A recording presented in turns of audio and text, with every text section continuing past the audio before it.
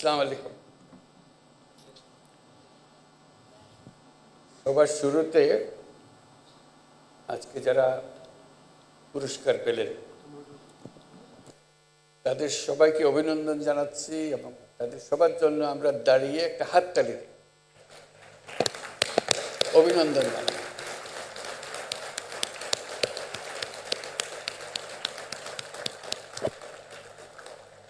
অভিনন্দন সবাইকে যারা পুরস্কার পেয়েছে।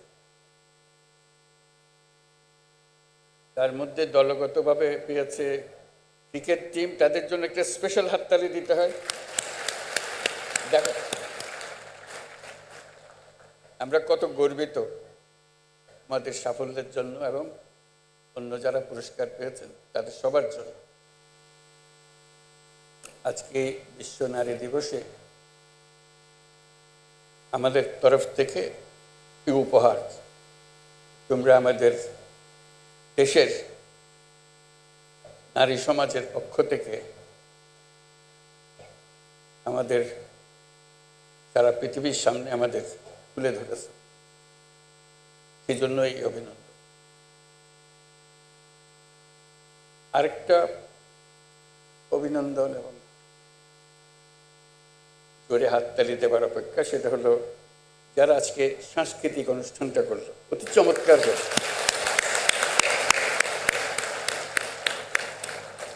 অপূর্বভাবে তারা আমাদের মনের কথা, আমাদের আকুতি সব তুলে ধরেছে। তারা যেটা তুলে ধরেছে সেটা যদি আমরা হৃদয়ে স্থান দিই তাহলে আজকে দিবসের সার্থকতা আসবে। যারা অনুষ্ঠান পরিকল্পনা করেছেন তাদেরকে অভিনন্দন জানাই এবং যারা এখানে আমাদের সামনে উপস্থাপনা করেছেন, চমৎকারভাবে করেছেন, তাদের সবার জন্য আবারও একটা হাত ধরে।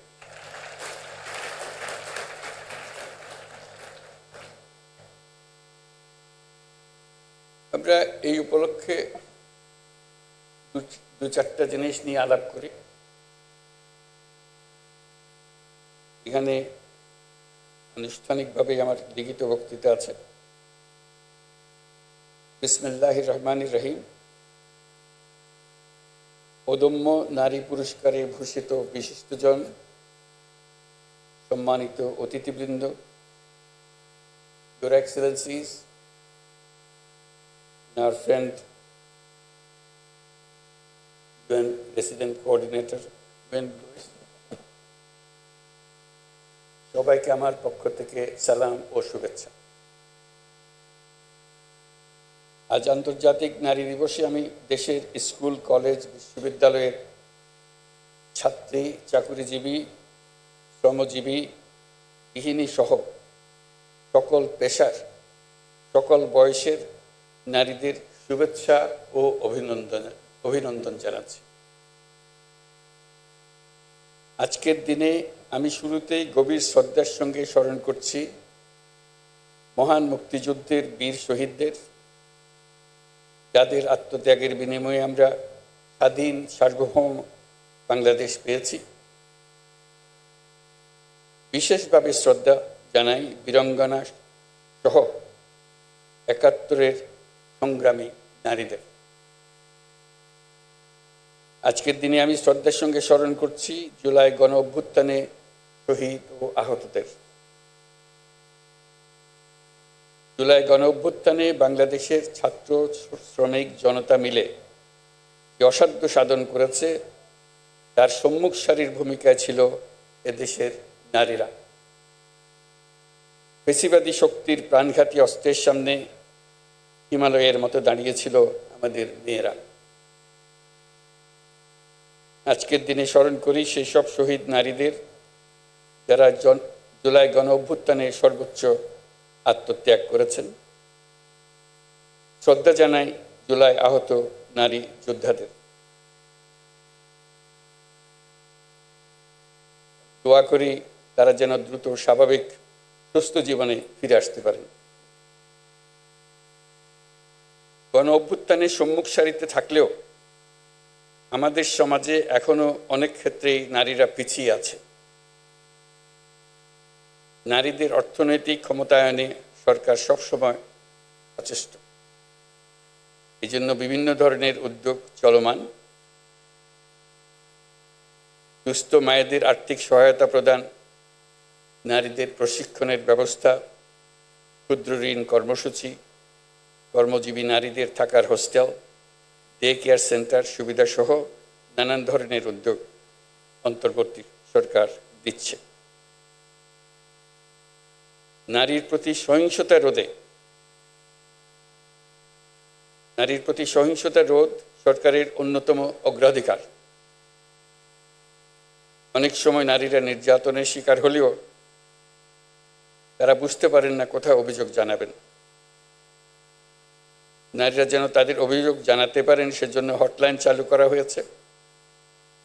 আইনি সহায়তা প্রদানের জন্য আমরা পারিবারিক সহিংসতা আইন 2010 হালনাগাদ করার উদ্যোগ নিয়েছি।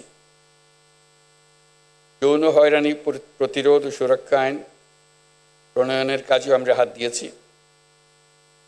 আমরা একটি নারী বিষয়ক সংস্কার কমিশন করেছি, যারা তাদের সুপারিশগুলো শিগগিরই দেবেন। সম্প্রতি মহিলাদের উপর যে জঘন্য হামলার খবর আসছে তা গভীরভাবে উদ্বেগজনক। এটি নতুন বাংলাদেশের যে স্বপ্ন আমরা দেখছি তার সম্পূর্ণ বিপরীত। আমরা এই নতুন বাংলাদেশে নারী পুরুষ সকলের সমান অধিকার প্রতিষ্ঠা করতে অঙ্গীকারবদ্ধ। আমরা আমাদের সকল শক্তি প্রয়োগ করে এই অধিকার প্রতিষ্ঠা করব। আমাদের দেশের মেয়েরা অত্যন্ত সাহসিকতার সঙ্গে তার নিজ নিজ ক্ষেত্রে গুরুত্বপূর্ণ ভূমিকা রাখছে।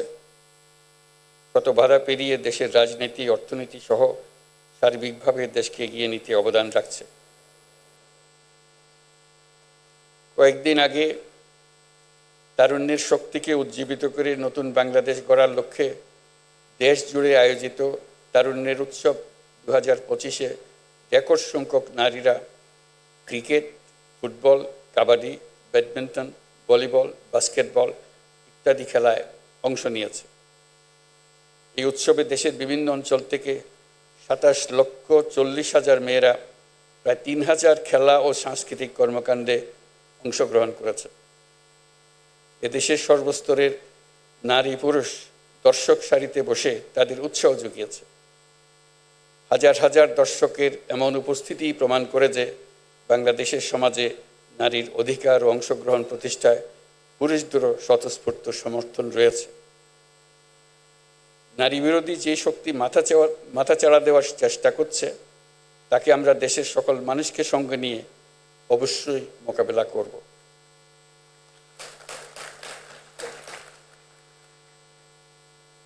তাছাড়া আমাদের সমাজে এখনো এমন বহু মানুষ আছে যারা নিপীড়িত মানুষদের পাশে দাঁড়ানোর বদলে তাদের খাটো করে দেখে, অবজ্ঞার চোখে দেখে। অথচ নারীর প্রতি সহিংসতা, নারী নির্যাতন প্রতিরোধ করতে হলে, বৈষম্যহীন সুন্দর বাংলাদেশ গড়তে হলে নারীর পাশে দাঁড়ানোর, তাদেরকে সমর্থন জানানোর কোনো বিকল্প নাই। আমাদের সমাজে নারীকে খাটো করে দেখার এই দৃষ্টিভঙ্গি পাল্টাতে হবে। তা না হলে আমাদের কোনো ভবিষ্যৎ নাই। আপনারা জানেন, পতিত স্বৈরাচার দেশে নৈরাজ্য সৃষ্টি করতে বিপুল পরিমাণ অর্থ বিনিয়োগ করে যাচ্ছে। আমাদেরকে এখন ততটাই সতর্ক থাকতে হবে যেমনটা আমরা যুদ্ধের মতো পরিস্থিতিতে আছি।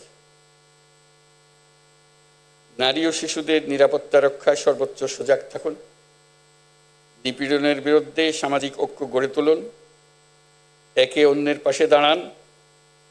একটি সুন্দর শান্তিপূর্ণ সমাজ গড়তে সরকারকে সহযোগিতা করুন। উপস্থিত সুধীমণ্ডলী, আজকের বিশ্বে নারীরা যতটুকু অধিকার আর স্বাধীনতা চর্চা করতে পারছেন এর পুরোটাই তাদের আন্দোলন সংগ্রামের মাধ্যমে অর্জন করতে হয়েছে। আন্তর্জাতিক নারী দিবসের সূচনা হয়েছিল নারীদের অর্থনৈতিক ও রাজনৈতিক সংগ্রামের মধ্য দিয়ে। বাংলাদেশেও নারীরা ন্যায্য অধিকারের জন্য যুগ যুগ ধরে সংগ্রাম করে এসেছে। তেবাগা থেকে শুরু করে ব্রিটিশ বিরোধী আন্দোলন, ভাষা আন্দোলন থেকে মুক্তিযুদ্ধে বাংলার নারী সমাজ সক্রিয় ভূমিকা রেখেছে। ইতিহাসের অনেক বীর নারীদের আমরা ভুলে গেছি, তাদের অবদানের কথা আমরা আর জানি না, কিন্তু জুলাই কন্যাদের নেতৃত্ব আত্মত্যাগের কথা আমরা কিছুতেই ভুলে যেতে দেব না।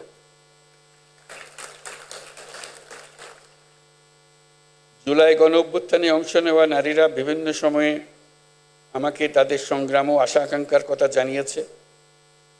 আমরা যে নতুন বাংলাদেশ গড়ার স্বপ্ন দেখছি, নারীদের অংশগ্রহণ ও তাদের অধিকার নিশ্চিত করা ছাড়া তা সম্ভব হবে না।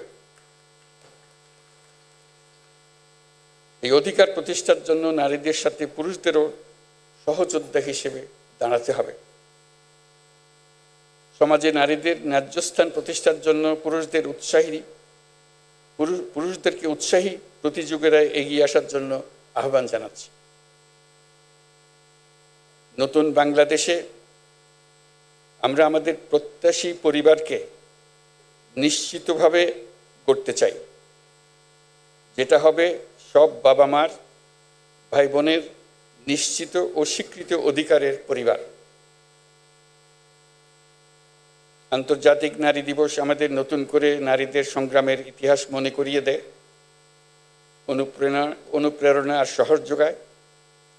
সমাজের নারীর অধিকার প্রতিষ্ঠায় যারা কাজ করছেন তাদের প্রতি আহ্বান জানাই, যত বাধাই আসুক না কেন, ইতিহাস আমাদের যে সুযোগ দিয়েছে সেই সুযোগ যেন আমরা পরিপূর্ণভাবে ব্যবহার করার জন্য কায় মনোবাক্যে নিবেদিত থাকি। আমরা নতুন বাংলাদেশ গড়বই, এই আমাদের প্রতিজ্ঞা।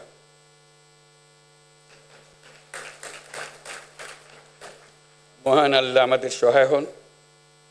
আল্লাহ হাফিজ। আসসালামু আলাইকুম।